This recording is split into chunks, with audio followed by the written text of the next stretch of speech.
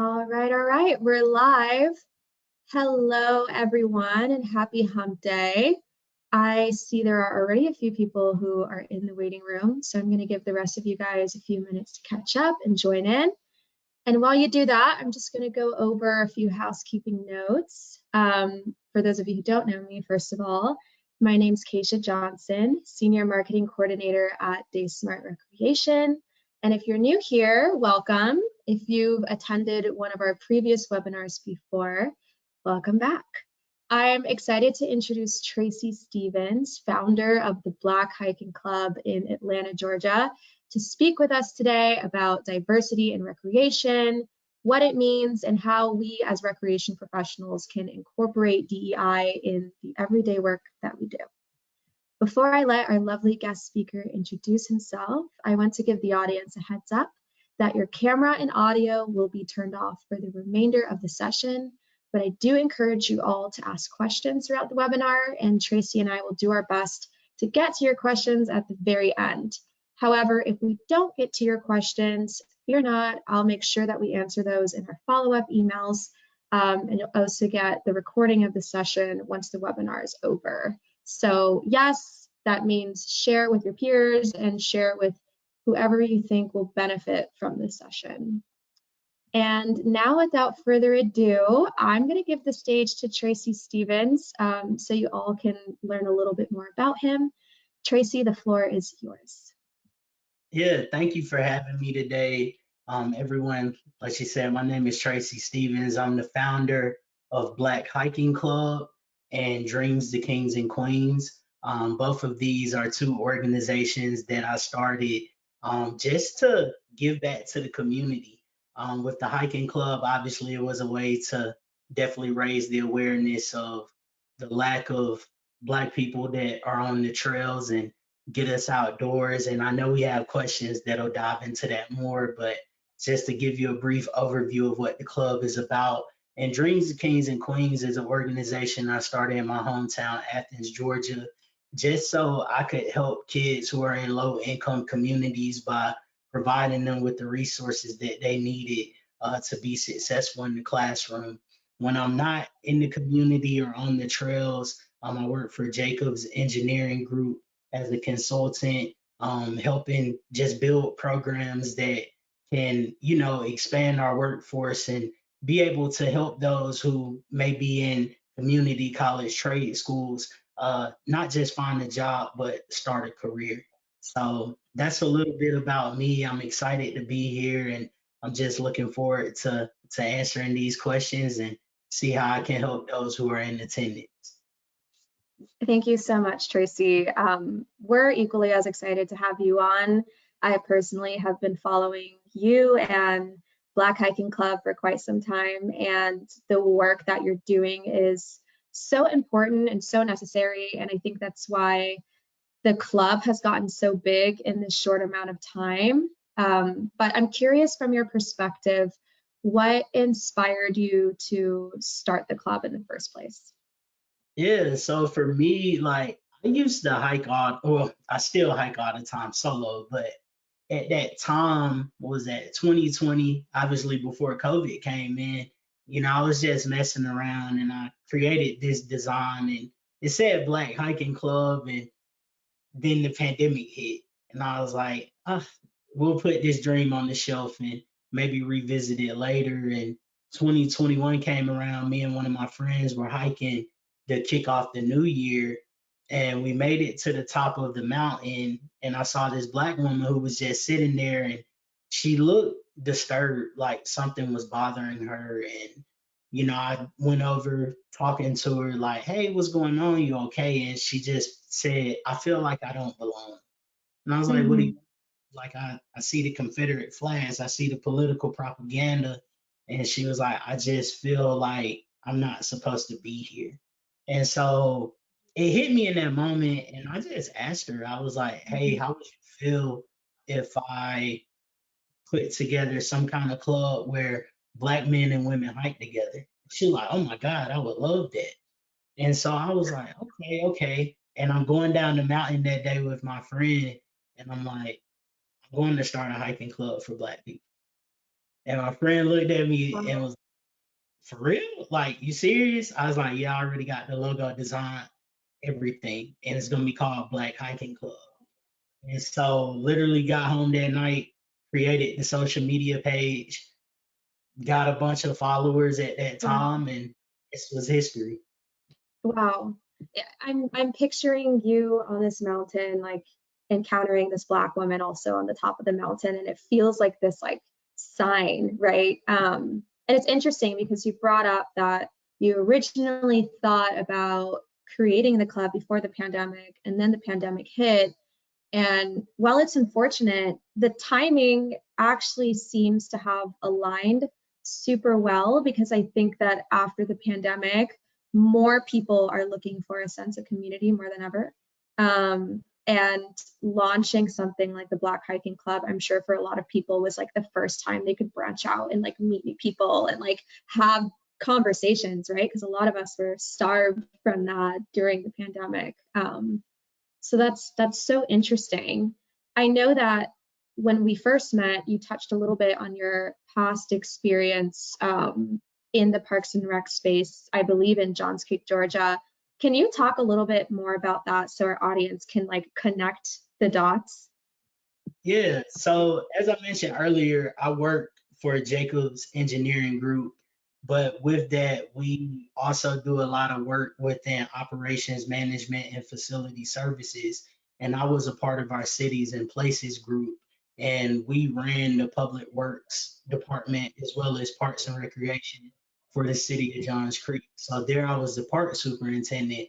So I oversaw the day-to-day maintenance operations of all the parks and facilities throughout the city. So, Parks and Rec isn't something that's new to me. I've Mhm. been a part of it since 2017. So, um, learned a lot in it, and any way I can help fellow Parks and Rec colleagues, I'll do that. Yeah, yeah, no, the dots are starting to kind of connect, and your story is making sense of like how you started, and then the inspiration that drove you to starting the club. When you decided to start the Black Hiking Club, what were your original intentions when you started the club? And did you expect it to grow as big as it did? So I would say my intentions was really just to get black men and women outdoors and show them a different environment. So many of us have grown up in cities or the suburbs, and we're used to like our little local parks or just doing stuff around the town. But I was like, within Georgia, there's so many beautiful places that you can go. And I just wanted to, raise people's awareness and show them that like there's so much more to see than just going to get brunch with your friends, a day party, or Mhm. going to a bar, whatever it may be. Like there is nature to be explored out here in this state, and you need to see it. And so when I started it, that was just my message. I was like, I'm gonna keep it simple to the point. And well, it was 12 of us on that first hike. And I was just like, okay, I'll take this, like, good little start. And you ask, did I expect it to become what it is? I'll be honest, I didn't. It's amazing just to see how far we have come since that first hike in April of 2021, to go from 12 to now averaging over 100 plus hikers is something that I'm truly grateful for. And, I just appreciate the community that I have a part of Black Hiking Club, and just seeing everybody tell their friends, and how many people come to me now and just say, like, hey, I was talking to some people about hiking and they mentioned your club. And so just to see that the word getting out, not just across Atlanta, but across the state of Georgia, is beautiful. Yeah, yeah, you mentioned so many good things. And I want to kind of touch on something that I know our audience is really curious about. Um, the first time I had a conversation about DEI in the rec space, my first thought was like, is that a thing? It's pretty obvious to me and like other Black people and people of color that there isn't a huge minority presence in nature and in green spaces. But I didn't know that there were terms for that, like the nature gap, for example. And I didn't know that many parks and recreation spaces trying to develop DEI strategies within their own organizations are like trying to overcome that nature gap. So for those of you who are listening and don't know what that is, the nature gap essentially refers to the research showing that people of color are less likely to engage in outdoor spaces for many different reasons, right? Sometimes socioeconomic, et cetera, et cetera. Tracy, it's pretty commonly known that there is a lack of diversity in outdoor slash like recreation spaces. But from your personal experience, why do you think that is? Um, Honestly, I think that a lot of it is like the fear of something happening to you being in Mhm, I'll say it, a white space. You know, for me, nature wasn't something that was put out there. Like my family, we went fishing or we go hunting, but that was around areas that we were familiar with. You mhm. know, we gone going up to North Georgia mountains and like I said earlier, like with the Confederate flags, you know, that trauma becomes awakened in people and we just kind of like I don't think this is where I'm supposed to be or folks aren't welcoming to me being here. I Mhm. mean I've seen it on my own personal hikes when it's just been me and you know kind of fearing for my life just because somebody giving me a funny look or they start following me as I'm on the trail and Yeah, then I've had it with the club where people just say nasty things to us. And, you know, it's disappointing because I think back when we went viral in February and like our post on Facebook, everybody's just talking about it. And to see all the racist comments that people said about the club, or why is it called Black Hiking Club, or oh, I'm white. I bet if I came out there, y'all wouldn't welcome me. Like, I had to deal with that as the founder of this group. And just one trying to understand, like, yo, I'm just trying to get people outdoors and help bring more color to the trails and you're mad at me for doing that and yeah, it was weird energy to me and you know I would say and a lot of people don't know this but I'll share it because it'll raise the awareness especially of those who are trying to figure out why people of color may not come to their parks as much or participate. We literally had somebody comment underneath our picture and say I wonder how many gunshots went off that day. And that's what we had to deal with. And you know, for me, it's like, of course, it's a keyboard warrior, so I don't know who's actually saying it, but it's yeah. like the things that we face. Mhm. And we have people who see these things, they read them, and it makes them be like, I'm not about to go to the mountains. I'm not about to go to this trail that may even be in their local community because they're afraid of, like, what if I go in and don't come out? And for me, I'm trying to eliminate that, which is why I believe in strength in numbers. And the more of us, Mhm. the less likely it is for somebody to be disrespectful or try something funny, or just even not be welcoming. You know, we see it all on the trail. We got the people like, oh my God, I love to see this. This is amazing. How can I join y'all? Like, I'm an ally. Can I please come with y'all? Or how do I get the word out about what y'all are doing? And then we got the people who just look at us, they put their head down and they keep walking. For me, Yeah. it's whatever, you know, we're gonna keep pushing. And I think if we can eliminate that trauma that so many people have, that it can make it easier for us to get people of color in the outdoor space. Mhm. Absolutely. I think it also has a lot to do with exposure at an early age. And like, even for me, you made me think about so many early memories that I had growing up as a Black woman interacting in nature. And I remember my mom signed me up for Girl Scouts as a kid, and we walk in, and I'm like the only person of color. And none of the other girls talked to me. I felt very ostracized. And that was my first introduction to like recreation activity with groups and friends, and I felt so outside of myself, and I felt so not accepted that for a while I was like, you know what, it's not for me. Ended up not joining Girl Scouts and kind of did my own thing for a while. And it wasn't until I got older and saw more clubs like Black Hiking Club and other groups similar to that that I was thinking, okay, like maybe I might give this another try, because like you said, there's strength in numbers and I feel more safe that I'm doing this with a friend or with a group. Um, so yeah, no, thank you for sharing that. And I Problem. know that a lot of our listeners too are thinking, okay, like we recognize that this is a problem, and like we recognize that not enough people of color and minorities are interacting with our space. What can we do about that?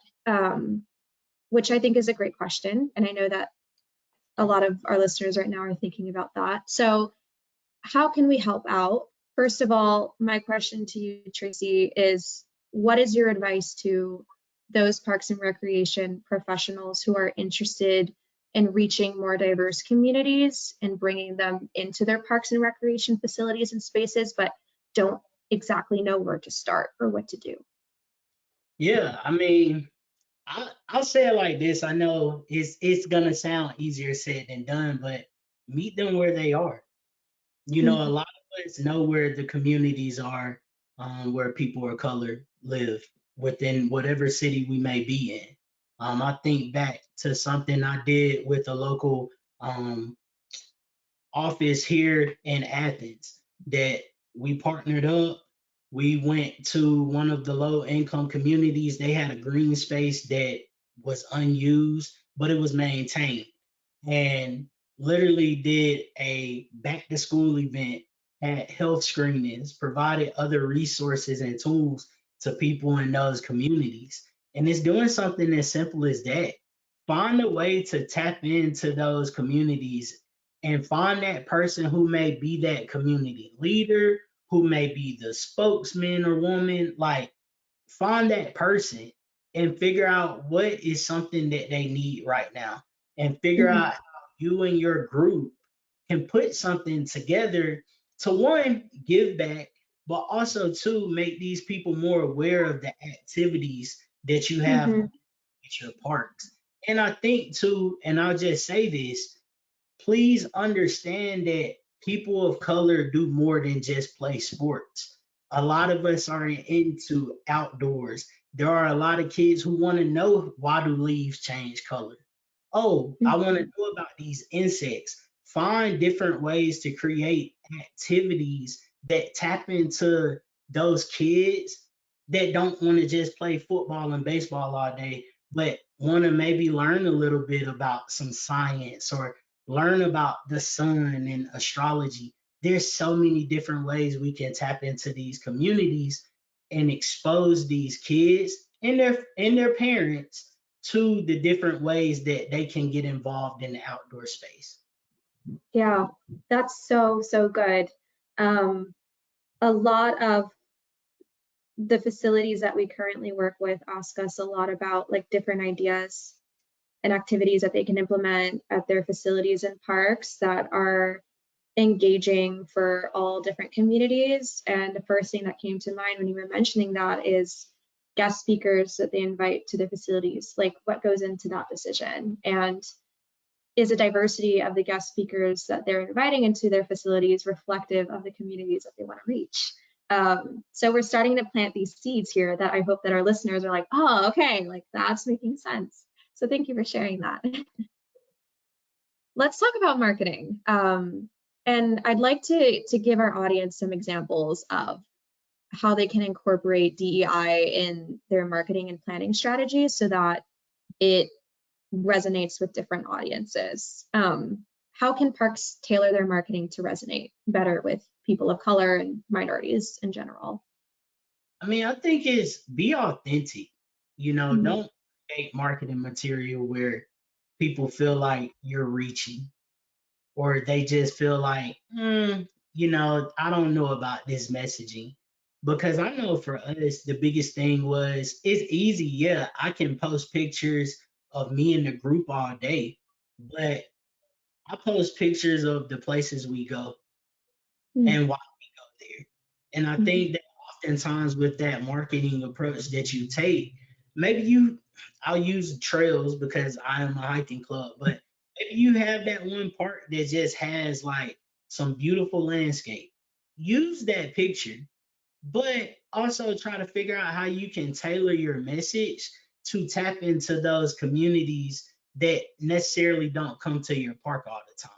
Maybe go to the schools, drop off some of your pamphlets. I know in Johns Creek, we used to do that. We would go to every single elementary school and drop off as many of our program pamphlets as we could just to get the word out to these students so that when that pamphlet is in their backpack at the end of the day and their parents open up to look at their homework, they see that and they mm. can open up and say, oh, Johns Creek is doing this. And if you do that with your communities, trust me, there's going to be that one parent that looks at that pamphlet is like, hey, you want to do this? Your child is interested. So, Yeah. it's not rocket science. It's just finding a way to get the material out there, but also painting the pretty picture so that people see it and they're like, I want more of this. Yeah, absolutely. One thing that immediately comes to mind for me as well is the images organizations use, whether it's on their website or social media. It's such a small thing, but when I'm checking out a potential park or facility that I'm going to visit, if I see other people of color attending that same facility, I instantly feel more comfortable attending that space myself because it feels less intimidating interacting in a space that already has so few people of color. Um, Shifting gears to marketing tools that have helped your club specifically become so successful. You mentioned pamphlets in your previous job. Word of mouth, of course, is a huge thing. What other tools do you use right now to promote the Black Hiking Club?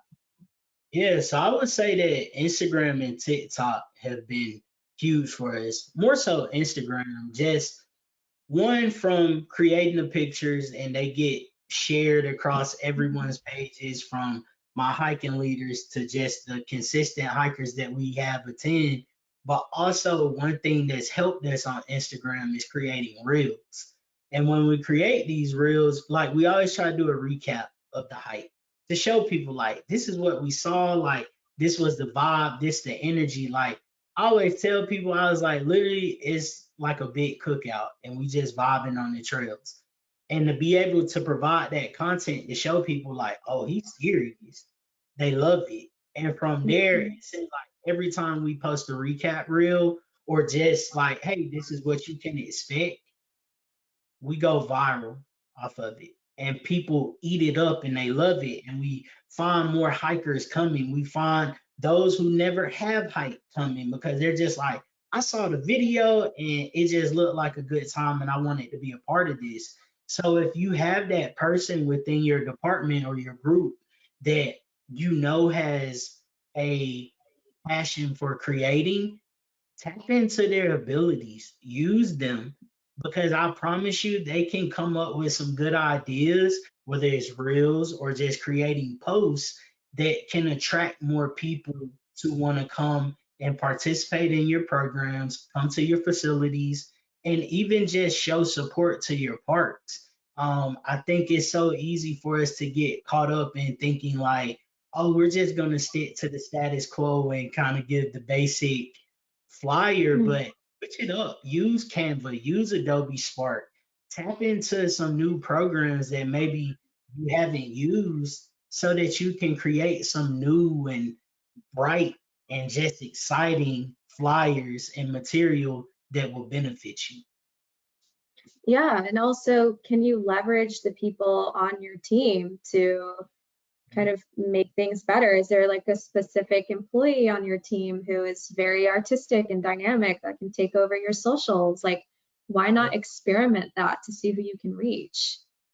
Another Yes. thing I noticed that you guys do very well is you often repost pictures that your participants post online, which I think is great. And not enough people know like the power in that. because obviously the Black Hiking Club is going to post everything from their perspective, but I want to see how much fun the participants are having. And so then they'll post something on their story and you guys will repost them walking the same trail, but it's through their point of view. And it looks like they're having so much fun. And then you're putting the pieces together and you're like, oh, okay, now I definitely want to join this. So I don't know. I find that really cool. Yeah, we do that because, like you said, like I can tell everyone on this call or people who I'm passing by, yo, it's a great time. Come out here. You're gonna have a good time. But when I can show them actual proof of like, hey, look at what this group of folks said, folks are like, oh, okay, like you're serious about this. And it just Mm-hmm. interests even more. Like I can tell you, usually when we host a hike and we do everything we need to, by the end of that night, we typically gain another 100 to 200 followers every hike. Awesome. Yeah. Awesome. There's power in that, right? There's power in that. And no club, facility, business, organization is too small to be able to like grow their platform and to grow their following online. For those of you who are focused on specifically growing your followers and engagement on social media, what Tracy is doing with the Black Hiking Club is exactly it, right? Like spreading the word, being consistent, encouraging other people who are joining you to repost. All of these contribute to large numbers and higher engagement numbers online. So I love all of this. I won't hone in too much on social media because I still have more questions for you. But I am really curious about the future of the Black Hiking Club and what's next. I'd like to know from you as the founder, like where do you see the club going in the next few years, or do you have any hopes? Yeah, for me, I would say this year we implemented wellness as a part of what we do outside of hiking. I noticed. Yeah, my meditation leader, Whitney, like she did a phenomenal job. She brought the idea to me, and I was like, let's do it.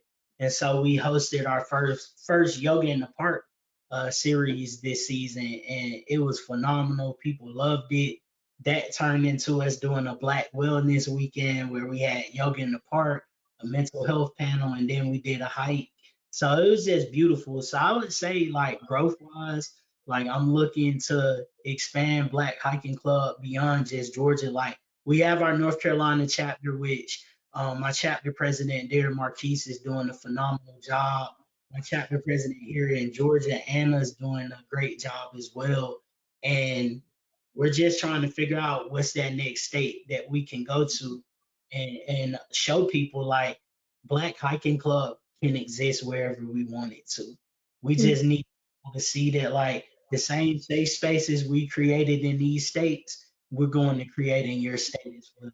So that's where I see it going. Us just continuing to expand it, us trying to tap more into the youth to expose them to being outdoors at a younger age so that they're not like most of the group where they're in their 20s and 30s just not getting mhm. to the space.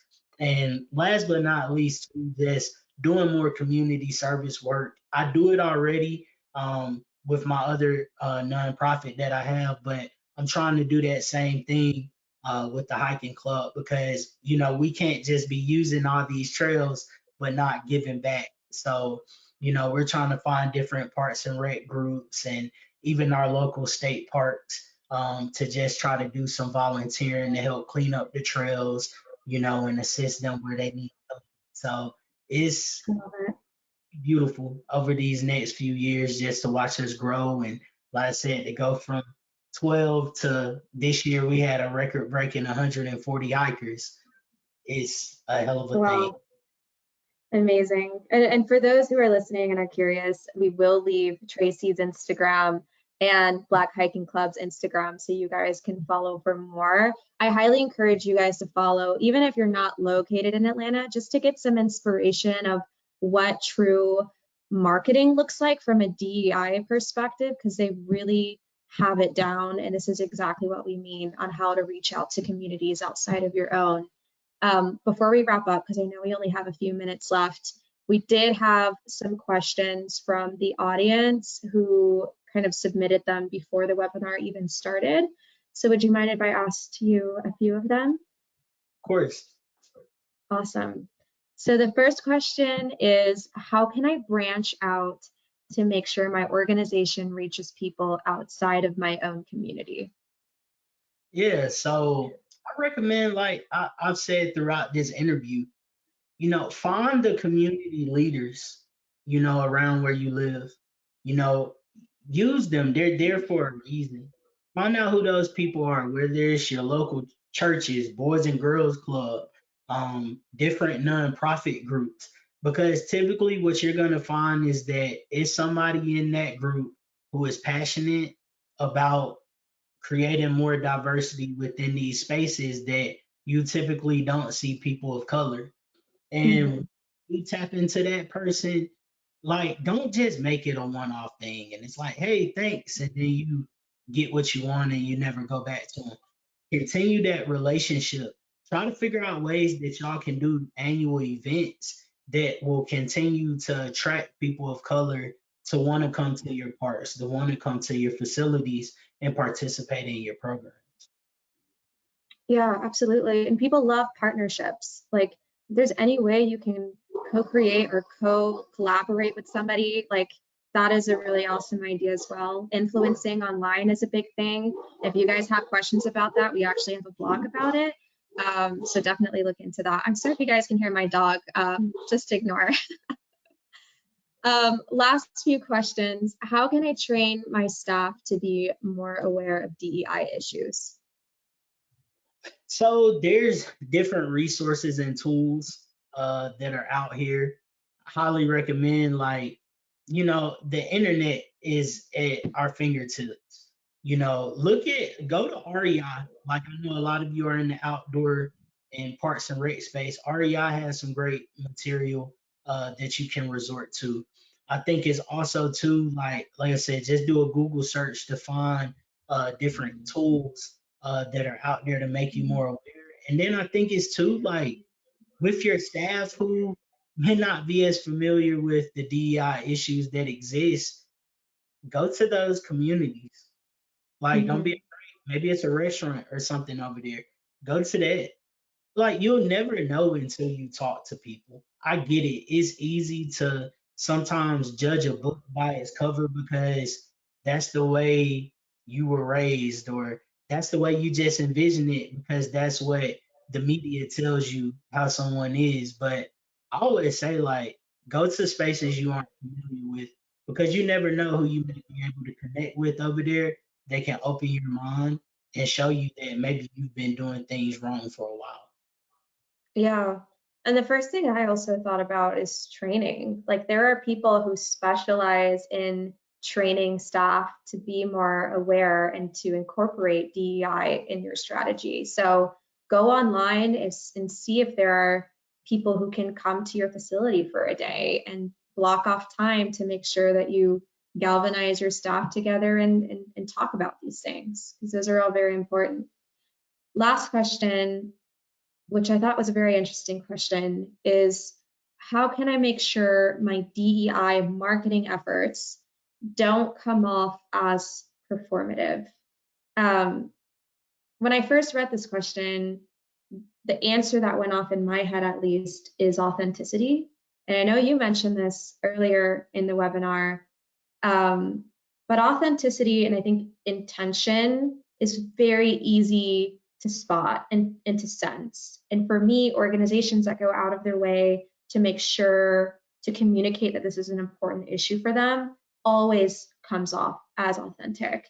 And if it's not important to them, that also portrays a similar message, but in the opposite way, right? What do you think about this question? Yeah, I mean, you hit it on the head. Be authentic with your messaging. Don't give people the ammunition to think that you're reaching for something that maybe you typically don't do. As I've Mhm. mentioned before, a lot of cities, that I've worked with or have seen their material is just rinse and repeat. So if you are going to try something new, run it by somebody first before you post it. Because we see it a lot of times in the world and social media. All it takes is to have somebody just take a look at what you've either tweeted or you're about to tweet or post, and they can tell you like that isn't it. Don't do that. So Yeah, that's what I tell anybody on here looking to try to create new marketing material. Don't feel like you always just have to use the person of color to attract people of color to come to your parks. There's other ways that you can create material that will attract diversity to your parks. I love it. I think that's a great place to wrap up. Thank you so much, Tracy, just for being here today. Is there anything you'd like to shout out that you want our audience to know?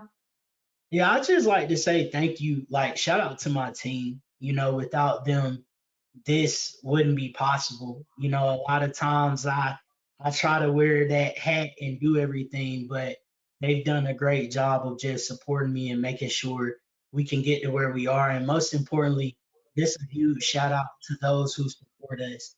You know, like I said, we come a long way, and I'm just thankful to see how far we've come and that we are truly making an impact in the outdoor space. And all I say is we're here to stay. And the slogan I always use with my group is this is our space. We ain't going. Hmm. Hmm. I love it. And shout out to you guys in the audience for coming here today, regardless of if you're like very well knowledgeable of the DEI space or not. Like this is such a great stop, and I applaud you guys for wanting to learn more. So again, we will send some follow-up emails to you all with the recording of the session so you can share it with whoever you want. And then we'll also leave a few free resources in there so that you guys can learn a little bit more about everything that we discussed today. But thank you guys so much. Thank you, Tracy, and have a great rest of your week. Yeah, thank you. I appreciate it. Yeah. Bye, guys. Bye.